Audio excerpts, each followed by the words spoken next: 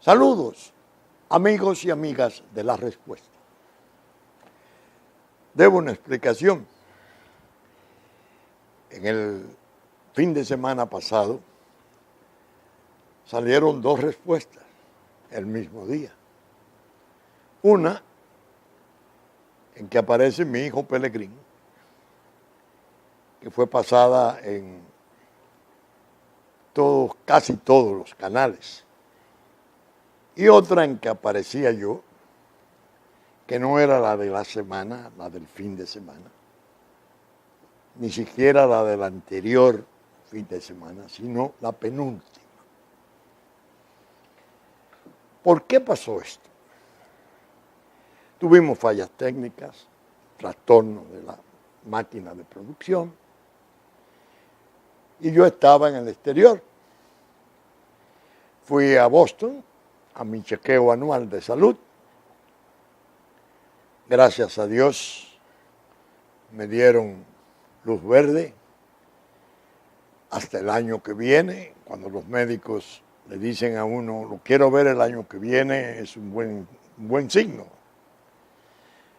Distinto cuando le dicen, no se me vaya, que lo quiero ver la semana que viene. Pero afortunadamente y gracias a Dios regresamos bien.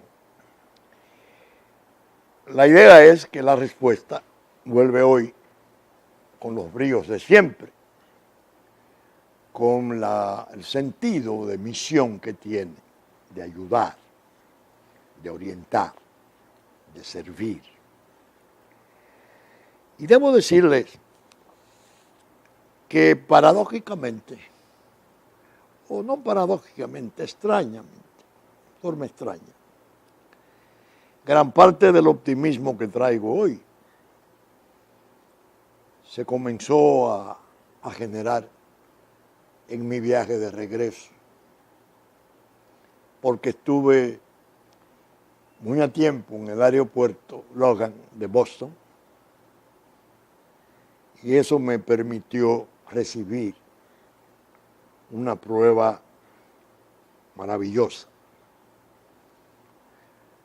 de lo que es el dominicano en el exterior, el emigrado, el que se ha ido en algún tiempo, él y su familia, quedando otra parte aquí, y viene de vez en cuando.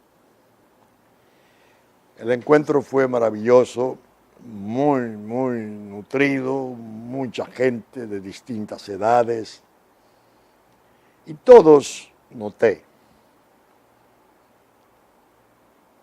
expresaban mucho respeto y mucha alegría de verme. Y la mención esencial era precisamente la respuesta. Y sobre todo, noté que la mención del programa que hacían muy emocionada, muy laudatoria, se refería con preferencia a las cuestiones de los peligros de nuestra soberanía, a los riesgos que corre la patria.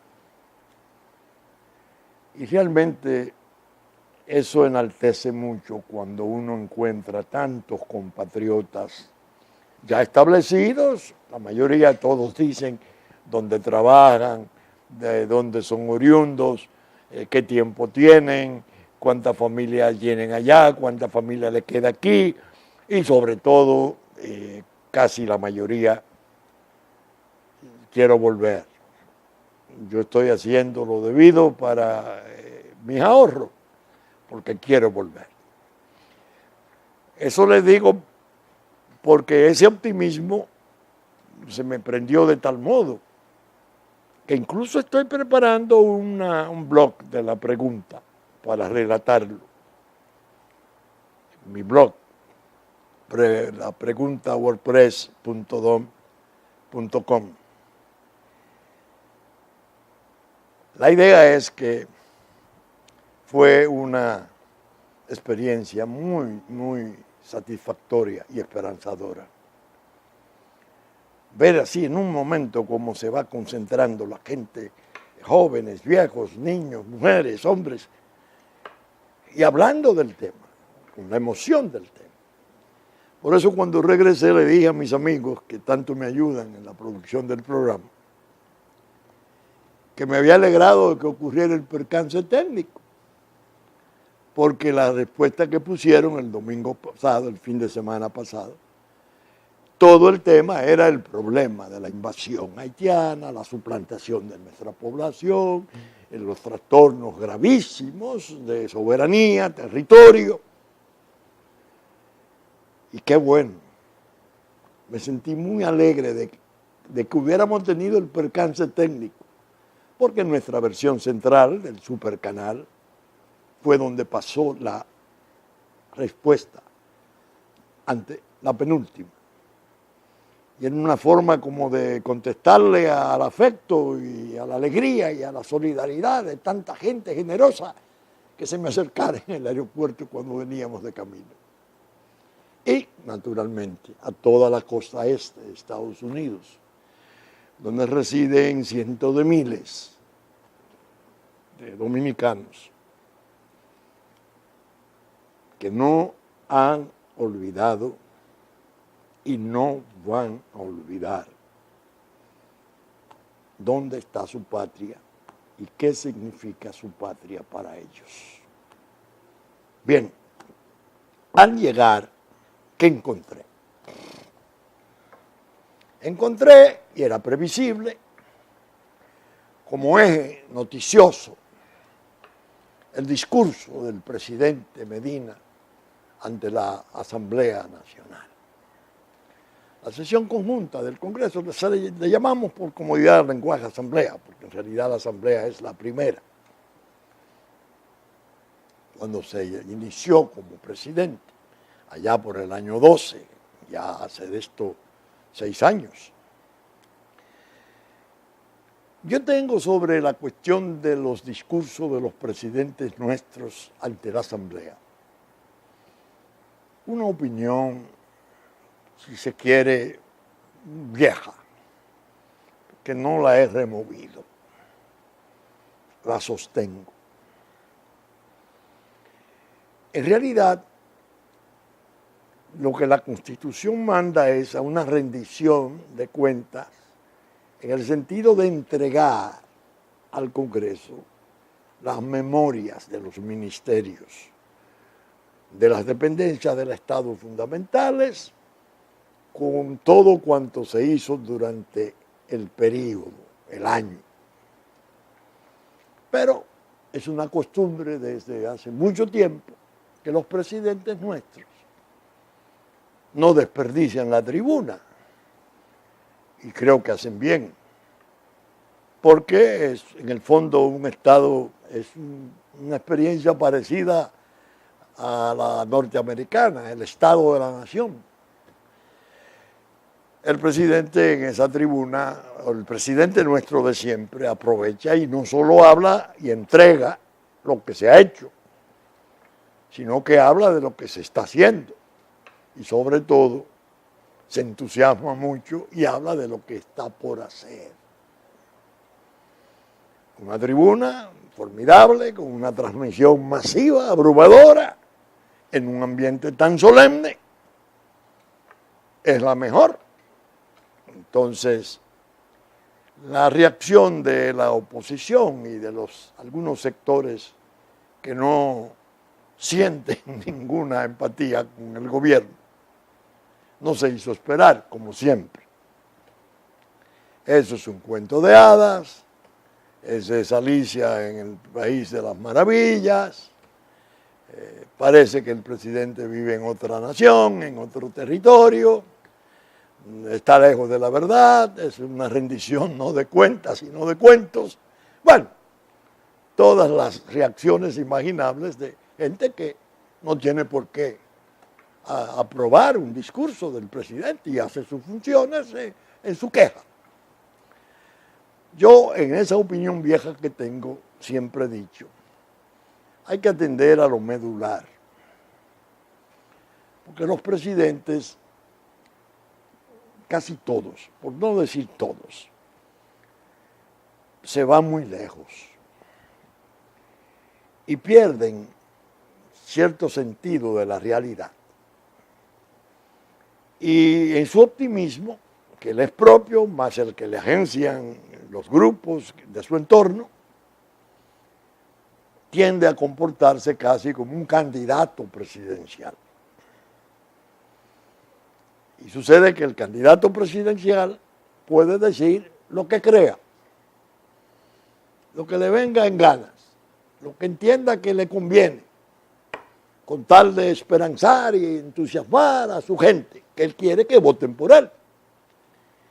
Pero una cosa es el candidato presidencial y otra muy distinta es el presidente de la República, el jefe del Estado.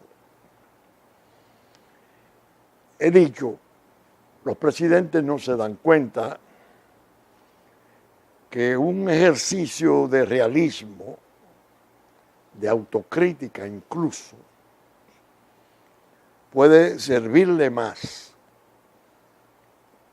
que la formulación de promesas y el anuncio de cosas grandiosas. Porque el estado psicosocial, la conciencia pública, ya 6 años en este caso de gobierno, en los demás, a medida que le pase el periodo, se exaspera, tiene sus carencias, tiene sus dolores, sus limitaciones, sus percances, sus cruces. Y cuando oye un presidente guía hablando de tantas cosas prometedoras, lo que hace es que se siente frustrado y se irrita. Por eso digo que una autocrítica consciente, razonable, la admisión de cosas que no resultaron, hasta la manifestación de mal humor en un momento dado porque tales o cuales departamentos estuvieron lejos de las metas de cumplimiento, podría serle incluso más útil a la hora de presentarse ante la nación. Ordinariamente lo que hago es que busco los trabajos que se escriben especialmente. Ahora están las redes son muy rápidas. Yo ahí no me meto, porque ahí se dice de todo. No, busco los trabajos medulares para ver los enfoques. En este año me encuentro en el Diario Libre, un trabajo de hoy, precisamente cuando se graba este programa, en directo, rendición de cuentas y algunas promesas ya olvidadas. Lo escribe una persona que yo no conozco, pero siempre que escribe le sigo porque veo en el autor de los trabajos un peso conceptuoso en sus ideas, en sus planteamientos. Lo escribe Pedro Silverio Álvarez. Rendición de cuentas y algunas promesas ya olvidadas. Pone al principio 1, 2, 3, 4 párrafos esenciales del discurso del presidente Medina. Entonces pasa a considerar las promesas ya olvidadas. Eso es lo que se llama un trabajo serio, imparcial, severo, que yo incluso me atrevo a mandarle a decir desde aquí para ver si aparece algún amigo que se lo comenta al presidente Medina. Léase ese trabajo de Pedro Silverio Álvarez. Ahí no hay inquina, no hay desafecto, no hay parcialidad hiriente, no hay reproche. El reproche existe, claro, por los olvidos, por los descuidos, porque él toma las demás presentaciones en asamblea del presidente Medina y las va comentando sobre temas esenciales. Él toma 4 temas: el pacto eléctrico, el pacto fiscal, el problema de la energía. Todas las promesas del presidente en los distintos años, entonces las contrasta con la realidad. Claro, se me diría, bueno, eso para la gente estudiosa y la gente que está en esos niveles de comprender o de entender o de preocuparse por las cuestiones económicas, pero para la población eso no. La población debe recibir orientación. Y el deber de nosotros que tenemos este tipo de programa de enseñanza es difundir conceptos, difundir ideas. La deuda, el problema de la deuda, lo preocupante que resulta, incluso la alusión que hace sobre energía y aquella expresión del presidente Medina de que ya para el año 14, 15, los apagones serían cosa del pasado. Él lo plantea de una forma muy respetuosa, pero severa, que es como realmente resulta convincente. De manera que les recomiendo en el Diario Libre de la edición de viernes 2 de marzo, procúrenla. Está en directo, rendición de cuentas y algunas promesas ya olvidadas. Quien lee ese artículo sale con el convencimiento de que el presidente necesita esa dosis, esa terapia de realismo. Terapia de realismo. ¿Qué quiero yo decir con esto? Muchas veces sostengo, el presidente de la República en nuestro sistema es el funcionario más poderoso, pero a la vez el más débil. Poderoso porque tiene todas las facultades de dirigir, de sustituir, de nombrar, de revocar, de aprobar, pero débil en cuanto a que no puede. Es un ser humano, tiene límites, no puede abarcarlo todo, porque las responsabilidades del cargo de la presidencia son abrumadoras, infinitas.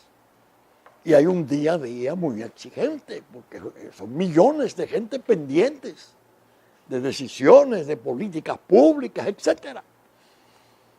Entonces resulta débil en el sentido de que si su entorno no es preparado, o si es preparado no es leal,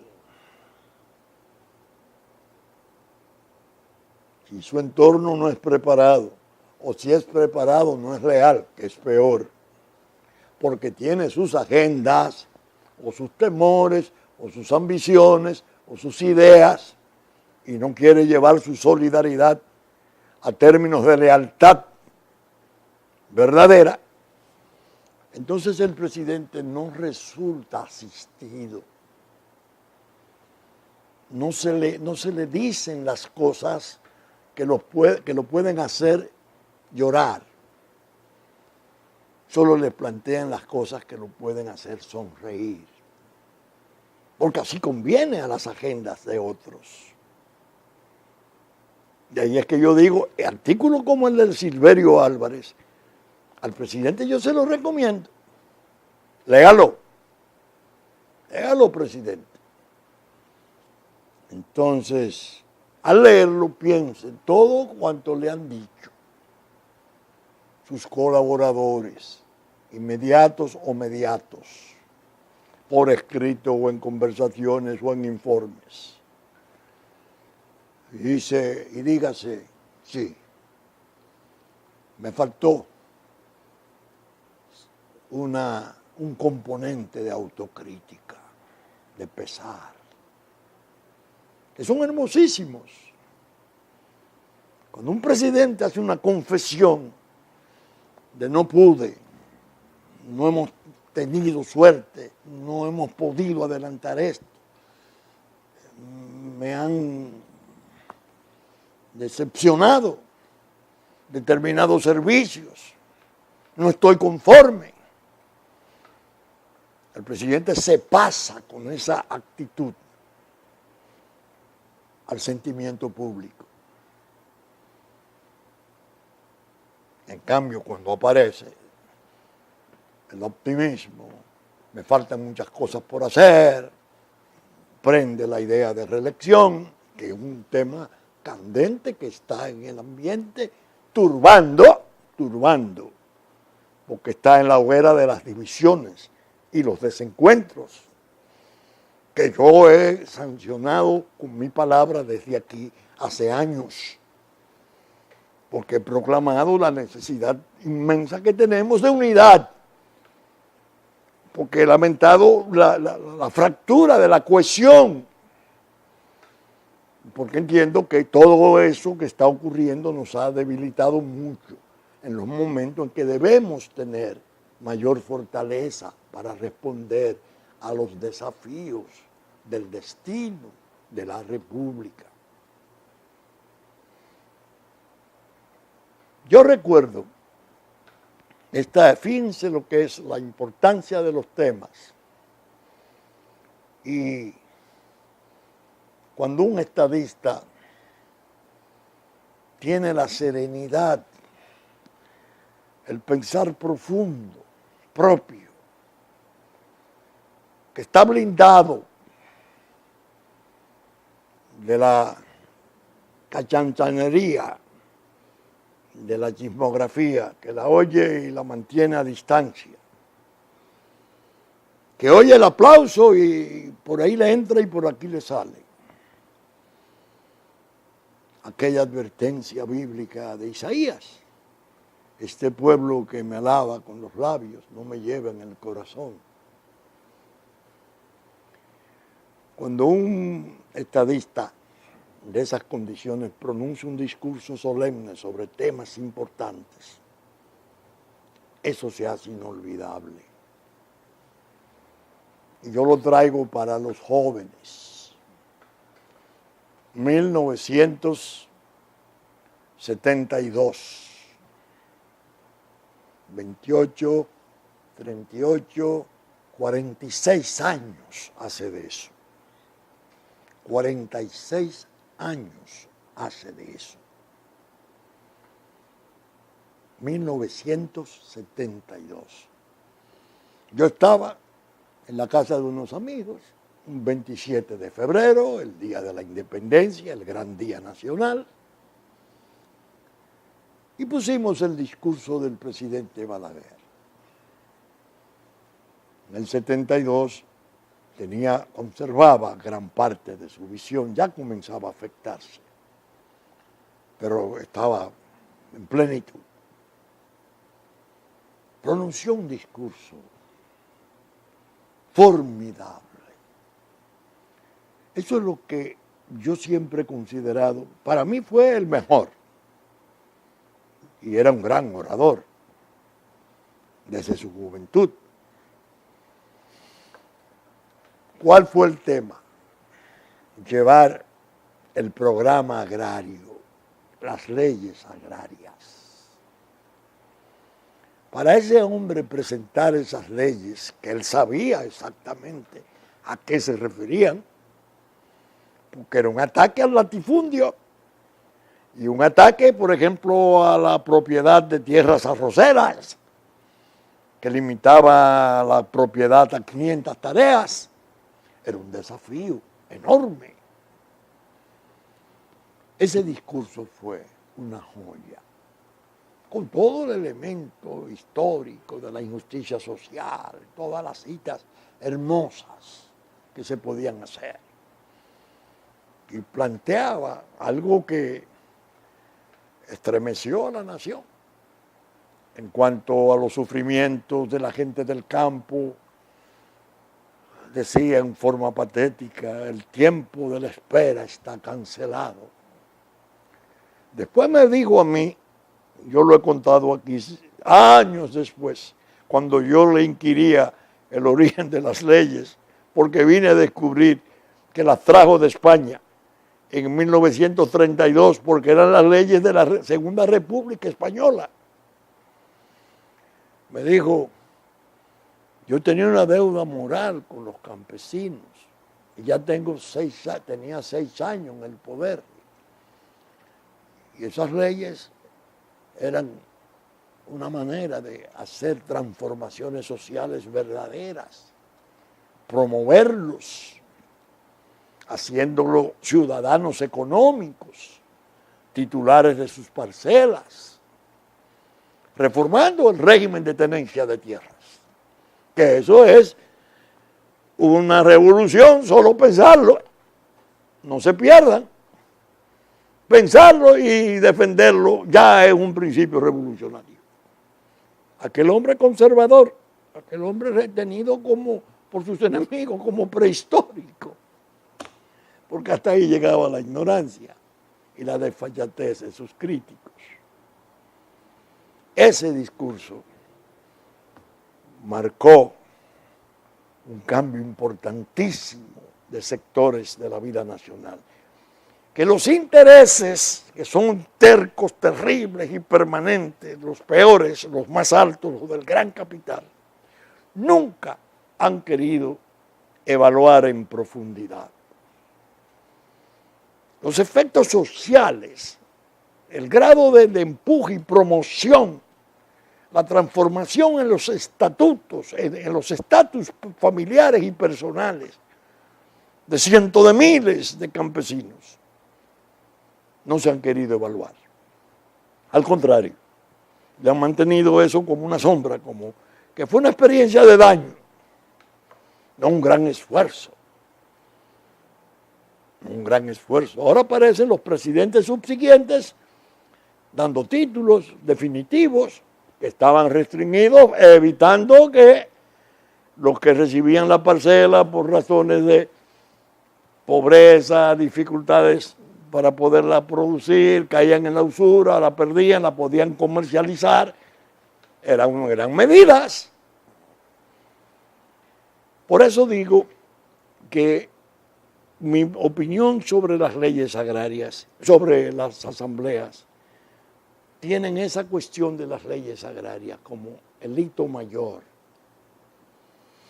Vamos a suponer que ese programa, anunciado así en forma tan dramática, que impactó tanto a la sociedad de entonces, no hubiese sido seguido de un esfuerzo de ejecución. No, siguió el esfuerzo de ejecución. Nombró 5 comisiones, secretario con rango de secretario de Estado, cada 5 miembros de las 5 comisiones. A mí me llamó al día siguiente el discurso. Me preguntó que si lo había oído. Le dije: formidable, formidable, creo que el mejor suyo. Pero, ¿usted sabe lo que usted está proponiendo ahí? Me dijo: sí, precisamente, te he llamado porque quiero que ayudes en este programa. Ya él tenía 6 años en poder y yo no tenía funciones, no era funcionario ni empleado. Sí, su amigo de siempre. Presidente, pero es que yo tengo la emoción moral de la justicia social, pero yo de eso no sé. Dice: bueno, pero es una gran causa. Y tú eres abogado, buen abogado, estúdiala. ¿Cuántos riesgos? ¿Qué fase tan dura de mi vida? Porque los intereses lesionados, muy poderosos, hicieron resistencia. Al cabo de los 20 meses, yo me aparté del programa, porque paulatinamente me fui dando cuenta de que la burocracia no tenía la mística suficiente para poder adelantar más el programa. Se había hecho mucho, se hizo mucho, pero hubo un momento que el propio presidente medio retrajo el programa, porque entendió que el asunto profundizaba más y los riesgos aumentaban más de la estabilidad misma de su propio gobierno. Recogió un poco.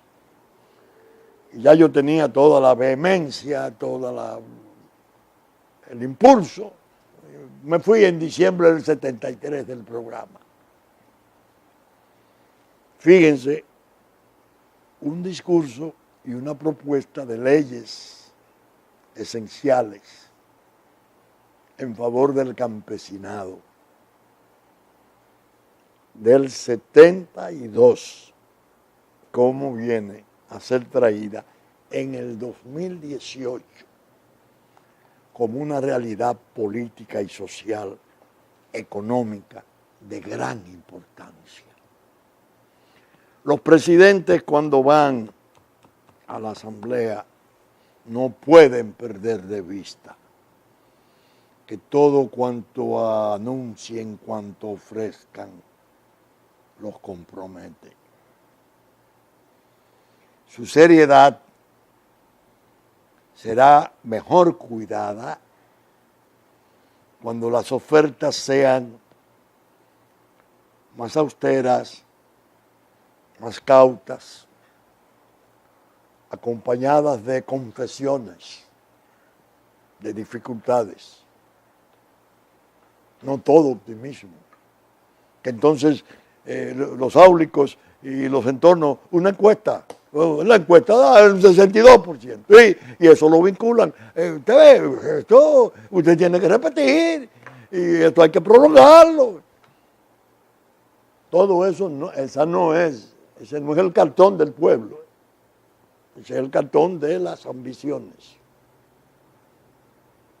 Y los presidentes tienen necesidad de tener la conciencia de que ellos no pueden estar atendiendo los cartones del provecho grupal, sino atender el cartón mayor, el del pueblo y sus necesidades. Bien, ¿qué tema trató el presidente? En una forma, para mí, deplorable. La cuestión de la frontera y la invasión masiva, ya no insidiosa, sino abierta, desafiante, de cientos de miles de ilegales pasando a suplantar nuestra población, a formar ensayos de pequeños municipios aislados, a tomar el trabajo de los dominicanos, a tomar sus escuelas, a tomar sus hospitales, a hundirnos en la forma en que lo han venido haciendo. No por obra de ellos, sino por obra de los intereses siniestros que especialmente durante la administración del presidente Obama cobraron un impulso enorme con todos los círculos de poder de Estados Unidos, incluyendo la nación del Islam, Europa de cabeza metida en la trama, Canadá por igual, todos rehusando los problemas de la inmigración haitiana y tratando de salir de su preocupación por la inmigración haitiana, sencillamente ocupando República Dominicana. presidente habla de cuidar la frontera, habla de drones, de más soldados, de más vigilancia. No, presidente, no. La frontera más sensitiva, la que no se podía comprometer, era la jurídica. Y desgraciadamente en su gobierno se ha consentido todo para dinamitarla. Es la identidad y la nacionalidad falsificada que está en programa, con fraude, con dolo, pero abierto, desnudo. Están preparando una fábrica de nuevos dominicanos, falsos dominicanos, y tienen el apoyo todavía de organismos internacionales. Por eso vemos la Comisión Interamericana de Derechos Humanos sesionando. Es necesario que se establezca un diálogo para el problema de la inmigración haitiana, su propia ignominia. Ellos quieren ahora dialogarla. Cínicos, perversos, agentes burocráticos de las peores experiencias de prácticas de derecho internacional. Obscena. ¿Dialogar con qué? Ahí está la Constitución de la República, que dice categóricamente lo que hay que hacer. Ahí está el fallo 168 del Tribunal Constitucional. Es más, ese jefe de Estado que fue a esa asamblea fue el que estuvo en La Habana. Qué bueno hubiese sido si hubiese aprovechado esa asamblea y hubiese dicho: voy a reproducir mis palabras en La Habana. Y esta es la nueva regla de juego. Nadie me va a imponer la política exterior. Ni grupos nacionales y menos extranjeros podrán influir sobre mis decisiones, porque lo que yo planteé en La Habana, que mereció el aplauso de jefe de Estado de Latinoamérica, al grado de que aquí en esta oficina nos confesó él a nosotros, creo que fue Evo Correa, que se le acercaron después de los aplausos y le dijeron: Danilo, pero nosotros no sabíamos que eso era así. Qué bueno hubiese sido. Eso hubiese sido un espectacular discurso, todavía más importante que el de las leyes agrarias que comentara al principio. No.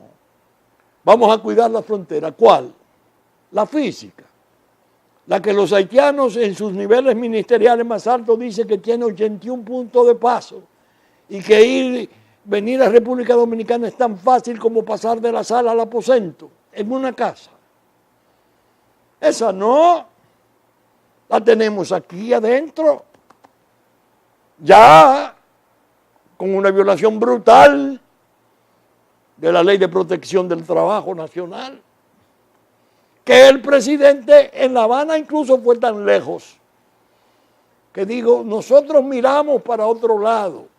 Somos tan generosos que no miramos la Ley de Protección del Trabajo. Él confesaba la violación de la ley. El 80% obligatorio dominicano en el trabajo de la construcción, invertido totalmente. Si acaso llega ahora a un 20%, porque el otro le está reservado a los haitianos. En las obras del Estado, que es por donde ha debido comenzar la revocación y la rectificación de esas barbaridades. Contratista, usted no cobra un solo pago si los inspectores del gobierno establecen que el 80% obligatorio de trabajo dominicano usted no lo ha cumplido. Esa es una manera de actuar. El fallo 168. Presidente, usted dijo en La Habana que era un fallo que si usted lo desconocía, conforme al artículo 184, se exponía a un juicio político, a un impeachment. quería decir a ser destituido, porque era vinculante para todos los poderes públicos. Qué bueno hubiese sido que usted hubiese rescatado sus propias afirmaciones.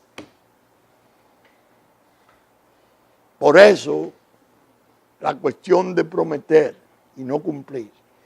En dos asambleas anteriores, arrancó aplausos delirantes de pie. ¿Cuándo? Cuando decía que el fallo, el permiso para permanecer en el país solo lo tendrían los que pudieran justificar conforme a la Constitución y las leyes, que eran hijos de legales, pero que los hijos de ilegales serían deportados, que no habría prórroga ni de un día para nadie, en dos asambleas seguidas. Mientras su gobierno hacía la ley 169, se compraron hasta 100 guaguas, hermosísimas, no sabemos dónde están, deben de estar en servicio por ahí. Y el primer viaje llevaba 5 haitianos. Una farsa, una burla al país. Ahora cuando habla de drones, un dron que ve 300 haitianos en motor que pasan para acá, ¿qué va a hacer? Se han estado pasando por años con el aplauso del gobierno. Es más, presidente Medina, su gobierno ha estado invitando a que eso se produzca. Ven para acá, no te quedes allá, aquí está mejor. En spot de su gobierno, del nivel más alto de su comunicación social, presidente. Y el trastorno es inmenso. De manera que cuando regresé, eso encontré. Ahora bien, quiero referirme hoy a algo que encontré en la prensa de hoy, viernes, cuando grabo. El presidente Donald Trump de los Estados Unidos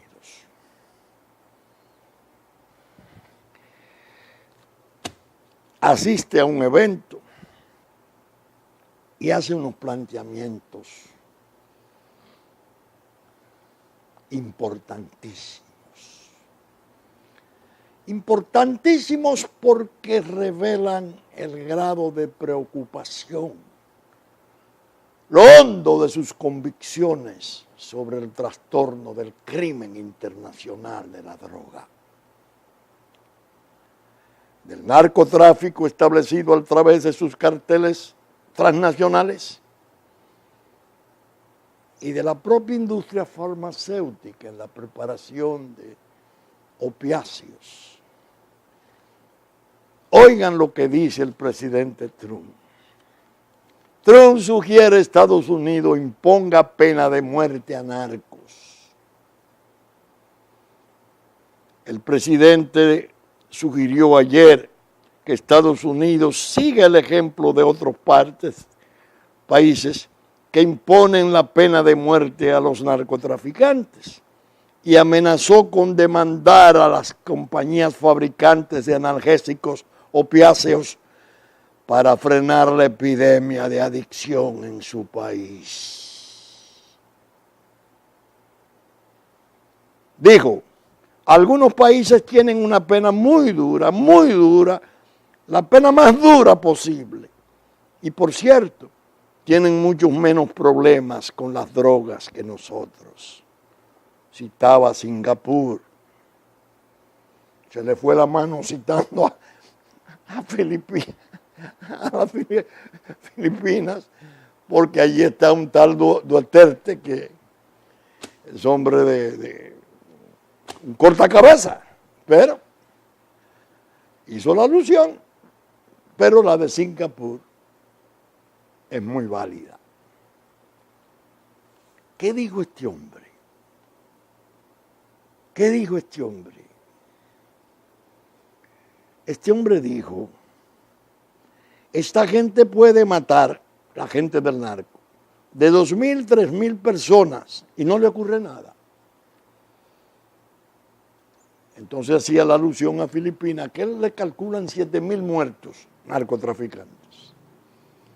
Dice, ellos pueden producir 3.000 y no le pasa nada.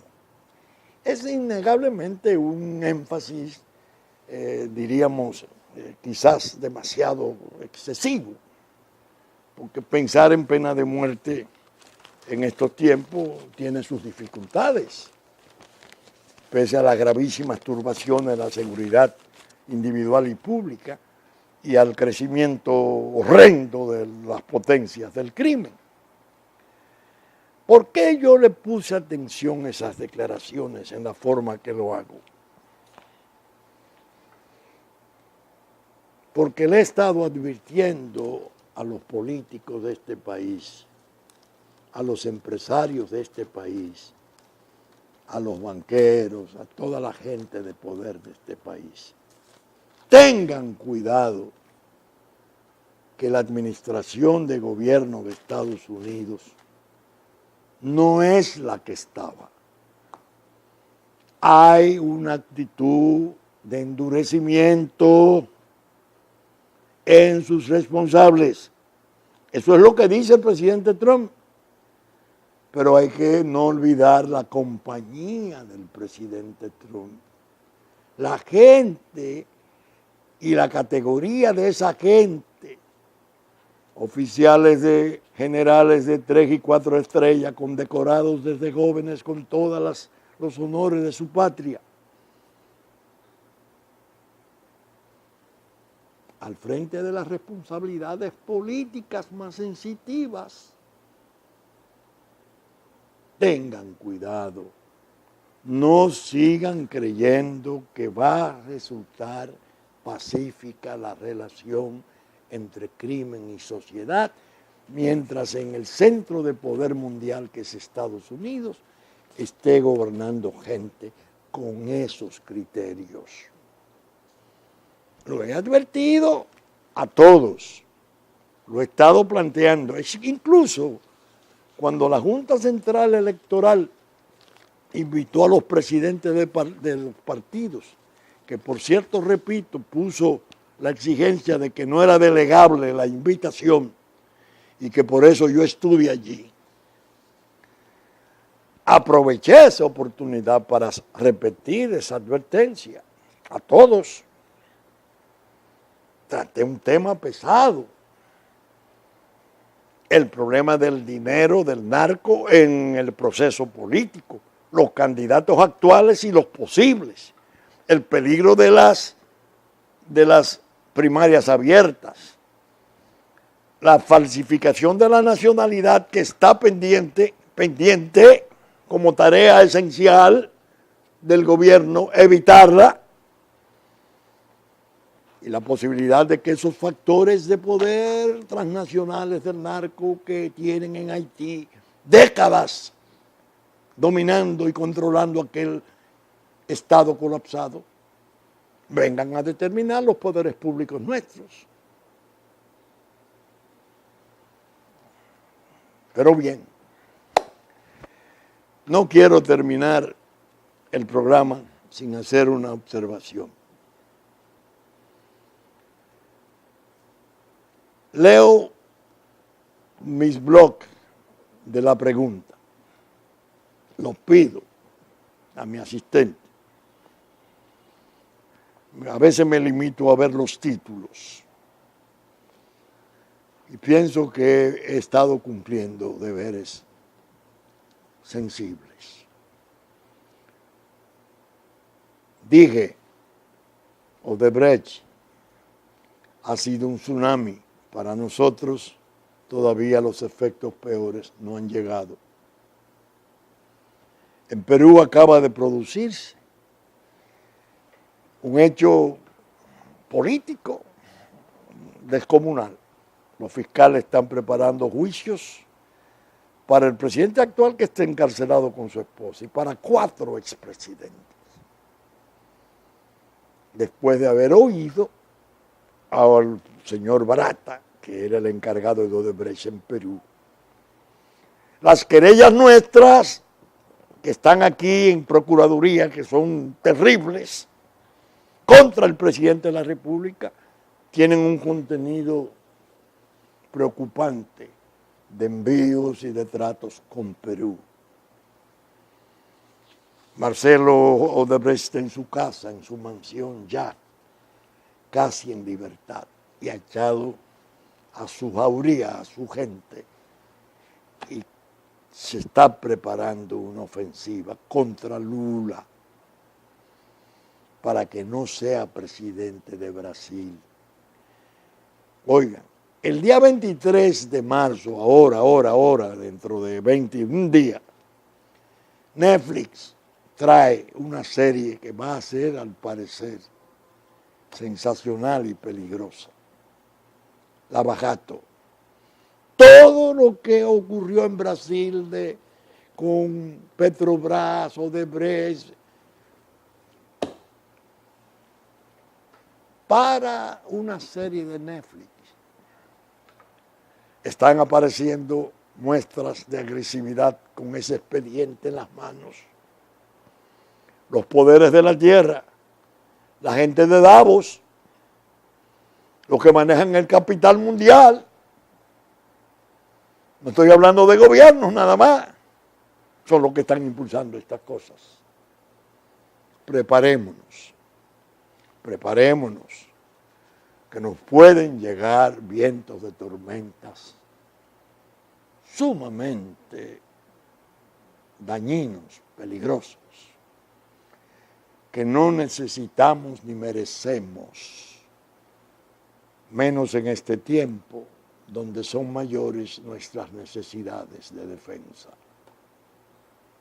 Como Estado, como nación esta, que no se puede sobrevivir.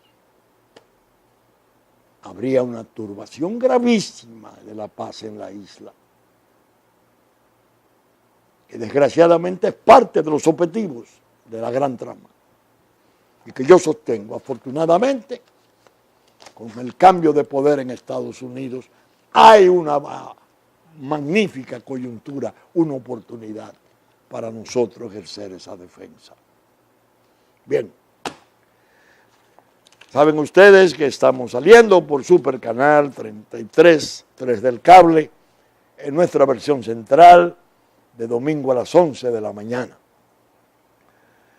que ya nos anticipó Cinevisión, Canal 19, a las 6 de la mañana de sábado, que Telefuturo, Canal 23, a las 8 de la mañana, después de la mesa de San Antonio, domingo a las 8 de la mañana, que asimismo Telenor y Teleimpacto a las 12 del mediodía de domingo, Telenor a las 6 de la tarde de domingo, Teleimpacto a las 9 de la noche de domingo y a las 8 de la mañana de lunes, que asimismo TNI, Canal 51 a las 7 de la noche de domingo, como Puerto Plata, Musavisión, TV3, TV Plata, de 10 a 12 del mediodía de domingo. Que nuestros contenidos, Diario Horizonte de New York los reproduce, Diario Digital Dominicano, la radiodifusión a cargo de Radio Real de la Vega en la versión central de domingo a las 11, y los canales amigos de Constanza, Sabaneta, Montecristi, Higüey y Romana, que reproducen nuestros contenidos en los tiempos pertinentes. Con la gracia de Dios esperamos estar con ustedes el próximo domingo en una nueva entrega de Su Respuesta. Muchas gracias y hasta entonces.